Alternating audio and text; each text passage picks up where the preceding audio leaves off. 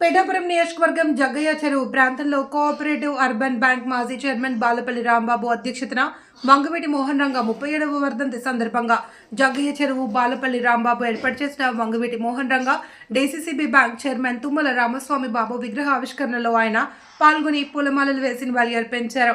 ఈ సందర్భంగా ఆయన మాట్లాడుతూ పేదవాడి ఆశయాల కోసం నిరంతరం పోరాడిన వ్యక్తి వంగవీటి మోహన్ రంగ అని తెలిపారు.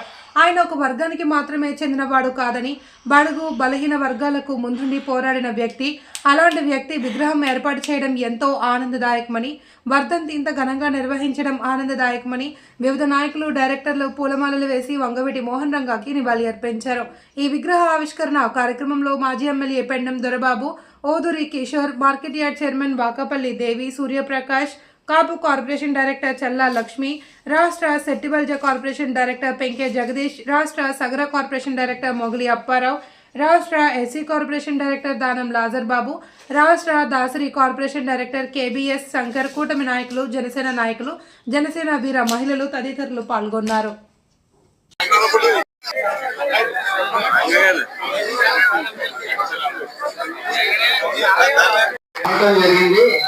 ఆయన నాయకత్వం గురించి రాత్రి సమయం, అలాంటి సమయంలో కూడా 10 నిమిషాల్లో ఇంటికి షాపింగ్ లో పనిచేసే కార్మికులు వీళ్ళందరూ అయిపోతుంటే అటువంటి మనిషి లేకపోవడం అనేది మన ఆంధ్ర రాష్ట్రానికి అందరూ కలిసి చేస్తున్న కార్యక్రమాన్ని ఇంత గొప్పగా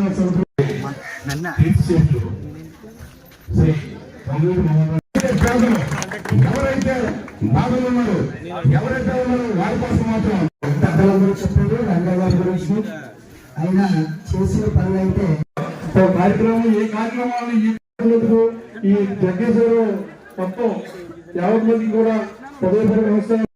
బాలపల్లి రాంబాబు గారికి మరియు జగ్గేశ్వర యూత్కి ముఖ్యంగా ధన్యవాదాలు తెలియజేసుకుంటారు. రంగా గారు ఒక వర్గ నాయకుడు కాదు, ఆయన ఒక మానవతావాది. ఎప్పుడు సమస్యంగా అనగారిన వర్గాలకి ఎప్పుడు అందుబాటులో ఉంటూ వాళ్ళ సమస్యలు తీరుస్తూ ఇప్పుడు చూసాం ఇక్కడికి అన్ని వర్గాల ప్రజలు రావడం జరిగింది. అది ఆయన యొక్క నేత మీద ఉన్న నమ్మకం, ఆయన గొప్పతనం.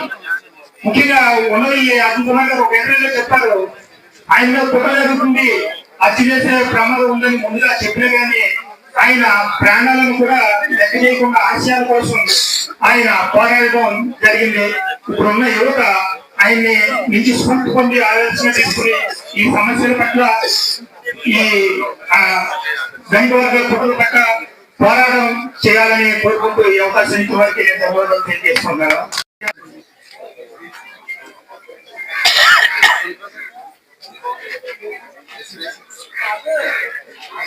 అలాగే ఈ విగ్రహాలు ఆవిష్కరణకి పునాదైనటువంటి బాలపల్లి రాంబాబు గారు కూడా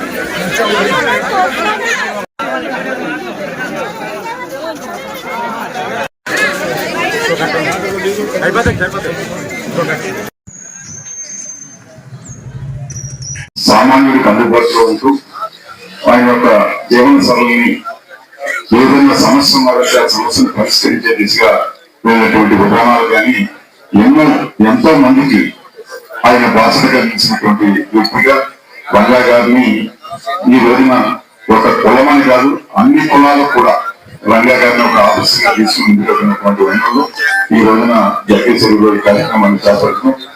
మీ అందరితో పాల్పడుతున్న అవకాశం కల్పించిన ప్రతి ఒక్కరికి కూడా జగ్గేశ్వరి టీం మొత్తం వరకు కూడా మరొకసారి ధన్యవాదాలు తెలియజేస్తూ సెలవు తీసుకుంటాం. అలాగే రంగయ్య గారి గురించి చెప్పాలంటే ఆయన ఒక వర్గానికి చెందిన వ్యక్తి కాదు. బడుగు బలహీన వర్గాలందరికీ కూడా ఒక ఆశాజ్యోతి కింద నిలిచిన వ్యక్తి వంగవీటి మోహన్ రంగా గారు. ఆయన ఆశయాలు ప్రతి బడుగు బలహీన వర్గాలందరికీ కూడా అన్ని కూడా సమర్పించాలనే ఉద్దేశంతో ఆయన చేసిన పోరాటాలు ఎన్నో మనం ఆదర్శంగా తీసుకోవాలి. ఈ రోజుల్లో ఉన్న యువత ఇలాంటి వ్యక్తిని మనం ఆదర్శంగా తీసుకుని రాబోయే రోజుల్లో కూడా మనం అందరికీ కూడా మన ప్రచారం చేయాలనే ఉద్దేశంతో ఈ రోజు 37వ వర్ధంతి సందర్భంగా ఆయనకి ఘన నివాళులు అర్పిస్తున్నాం. జై వంగవీటి మోహన్ రంగా. అన్ని వర్గాల ప్రజలు రావడం జరిగింది. అది ఆయన యొక్క నేత మీద ఉన్న నమ్మకం, ఆయన గొప్పతనం. ముఖ్యంగా ఉన్నది అద్భుతంగా ఒక ఎమ్మెల్యే చెప్పారు, ఆయన మీద కుట్ర జరుగుతుంది, హత్య చేసే ప్రమాదం ఉందని ముందుగా చెప్పినా కానీ ఆయన ప్రాణాలను కూడా లెక్క చేయకుండా ఆశయాల కోసం ఆయన పోరాడటం జరిగింది. ఇప్పుడున్న యువత ఆయన్ని నుంచి స్ఫూర్తి పొంది ఆలోచన తీసుకుని ఈ సమస్యల పట్ల ఈ దండ వర్గాల కుట్రల పట్ల పోరాటం చేయాలని కోరుకుంటూ ఈ అవకాశం ఇచ్చిన వారికి నేను ధన్యవాదాలు తెలియజేస్తున్నాను. రంగాభిమానులు కూడా ఈ యొక్క కార్యక్రమంలో పాల్పంచుకుని రంగా గారి యొక్క ఆశయాలు ప్రజల్లోకి తీసుకెళ్లాలన్న సంకల్పంతో ఇలాంటి కార్యక్రమాలు మన జగ్గేశ్వరిలోనే కాకుండా జిల్లా వ్యాప్తంగా కూడా ఘనంగా జరుగుతున్నాయి. మరి ఇక్కడికి ఇచ్చేసిన నాయకులందరికీ కూడా హృదయపూర్వకంగా ధన్యవాదాలు తెలుపుకుంటూ సెలవు. చాలా సంతోషం.